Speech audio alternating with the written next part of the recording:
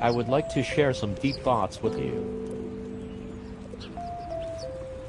Is there anything more beautiful than a beautiful, beautiful flamingo, flying across in front of a beautiful sunset?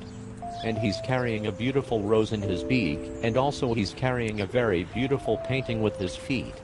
And also, you are drunk. Dad always thought laughter was the best medicine, which I guess is why several of us died of tuberculosis. The wise man can pick up a grain of sand and envision a whole universe. But the stupid man will just lie down on some seaweed and roll around until he's completely draped in it. Then he'll stand up and go, "Hey, I'm fine, man." I hope that after I die, people will say of me, "That guy sure owed me a lot of money." Whenever you read a good book, it's like the author is right there in the room talking to you, which is why I don't like to read good books. When you die, if you go somewhere where they ask you a bunch of questions about your life and what you learned and all, I think a good way to get out of it is just to say, "No speak English."